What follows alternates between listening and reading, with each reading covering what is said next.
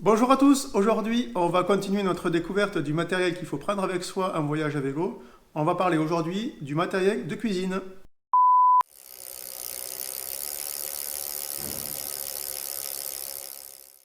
Alors tout d'abord en fait il y a déjà deux catégories vraiment distinctes dans le matériel de cuisine. D'un côté il y a les réchauds et de l'autre tout ce qui est accessoires de vaisselle. Alors pour le réchaud il en existe plein de versions différentes mais majoritairement deux qui sont les réchauds à cartouche et les réchauds multicombustibles. Alors, si vous devez partir en voyage au long cours ou vraiment un tour du monde, je vous conseille de prendre ce type de réchaud. Donc, c'est un réchaud multicombustible et comme son nom l'indique, on peut utiliser plusieurs types de carburant. Vous allez utiliser par exemple du gaz, de l'essence, du gasoil ou bien du pétrole. Donc, c'est vraiment très pratique parce qu'on peut se ravitailler absolument partout. Par contre, l'inconvénient principal, ça va être le poids. Parce qu'une bouteille qui fait 1 litre, ça va faire à peu près 1 kg, donc c'est beaucoup plus lourd qu'un réchaud traditionnel. Autre inconvénient aussi, c'est l'utilisation de ce type de réchaud. Ça demande une prise à main. Il faut vraiment vous entraîner avec à la maison avant de partir parce que ce n'est pas un fonctionnement aussi simple que votre gazinière de la cuisine par exemple. Quand vous allez le démarrer, ça va avoir besoin d'un préchauffage et vous allez avoir des flammes de l'enfer, donc c'est vraiment pas quelque chose d'anodin, il ne faut pas l'utiliser dans votre tente par exemple. Autre chose aussi, sur ce type de réchaud, ça va être très compliqué d'avoir une flamme au ralenti, voire même pas possible. Donc c'est vraiment particulier, il faut vraiment s'essayer à ça avant de partir avec pour la première fois. Autre détail aussi, en fonction des marques, vous allez avoir plusieurs gicleurs ou pas sur votre réchaud et il va falloir du coup adapter ce gicleur en fonction du type de carburant que vous utilisez. Donc, avant de l'utiliser, lisez bien votre mode d'emploi la première fois. Voilà, en fait, je me rends compte que plus je parle de ce type de réchaud, plus je m'aperçois qu'en fait, il y a plein de choses à dire.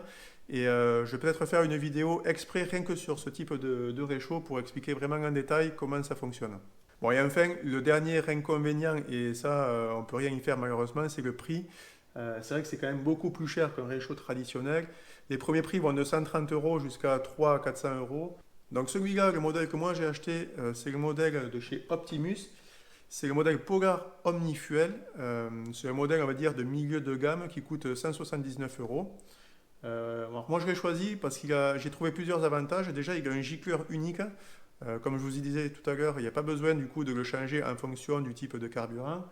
Et aussi, ce qui est bien, c'est qu'on peut y brancher une cartouche de gaz classique. En fait, c'est un réchaud qui est polyvalent et performant. Voilà, on va passer au second type de réchaud. C'est le modèle que vous connaissez sans doute tous, puisqu'on l'utilise vraiment même en vacances au camping avec la famille.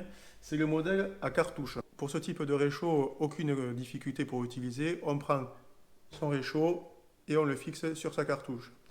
Pour les cartouches, en fait, il en existe deux modèles. Vous avez des cartouches à percer, comme le camping gas par exemple, ou vous avez aussi le modèle dit international, qui est celui-ci qui est un modèle à visser. Donc vous l'aurez compris, il faut privilégier le modèle à visser, ça sera plus facile à trouver partout, même en dehors de la France. On va privilégier ce modèle si on reste en France ou en Europe proche de la France, parce que ce modèle de cartouche, ça devient difficile à trouver dans des contrées plus éloignées.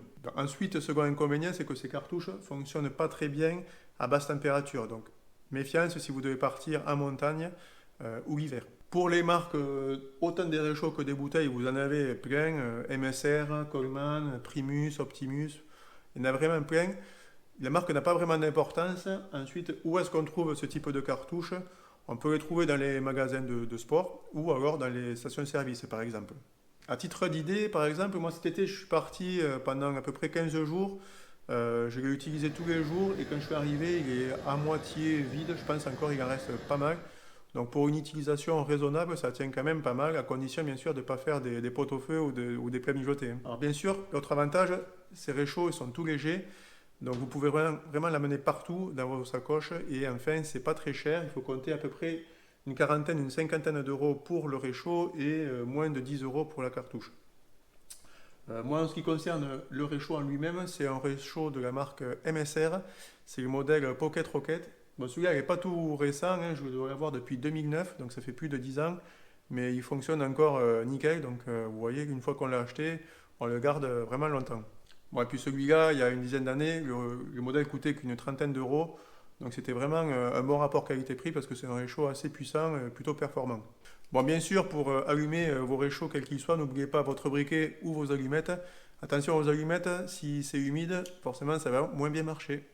On va passer maintenant à la seconde catégorie. On va parler des ustensiles de vaisselle.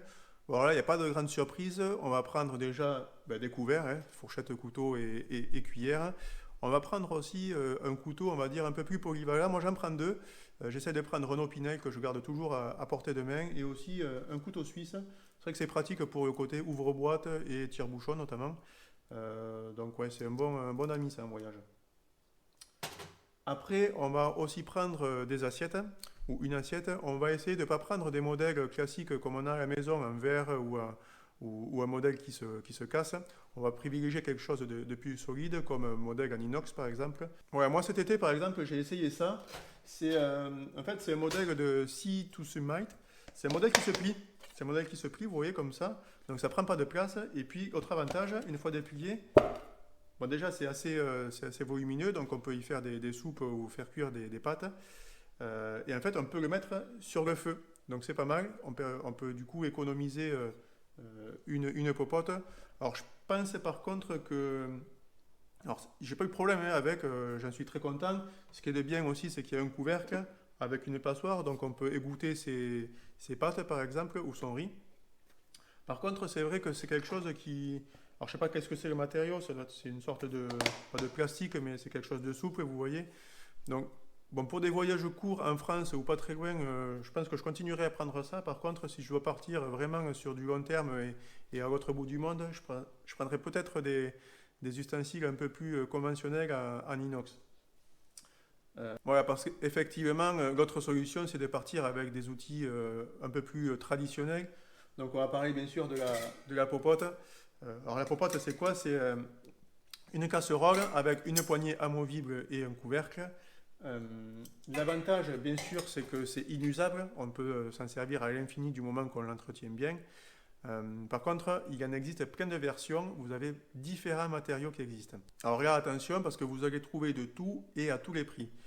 Moi, ce que je vous conseille personnellement, après avoir lu un petit peu différents articles partout, c'est de ne pas prendre des popotes en aluminium. Parce qu'en fait, l'aluminium, quand on le chauffe, ça a tendance à migrer vers les aliments qu'on fait cuire. Donc ça, après, comme vous allez le manger, c'est pas terrible. Du coup, après, vous avez d'autres matériaux. À part l'aluminium, vous avez par exemple l'inox ou le titane. Et bon, il faut savoir quand même que là, déjà, vous allez monter en prix. Moi, par exemple, je suis parti sur le modèle entre les deux, le modèle en inox, parce que le titane, c'était vraiment trop cher. Je suis parti sur un modèle de chez MSR, c'est le modèle Alpine 2. C'est un set qui est composé de plusieurs casseroles, du couvercle et d'une poêle avec la poignée amovible. Et ça coûte entre 40 et 50 euros. Voilà, maintenant avec tout ça, vous êtes prêt à partir cuisiner le soir dans votre bivouac ou camping. Voilà, j'espère que la vidéo vous a plu. Si c'est le cas, n'hésitez pas à mettre un like. Vous pouvez aussi vous abonner à la chaîne en cliquant en bas. Vous serez comme ça prévenu de nos prochaines vidéos. On se retrouve très bientôt pour une prochaine vidéo. Et d'ici là, pédalez bien à vélo.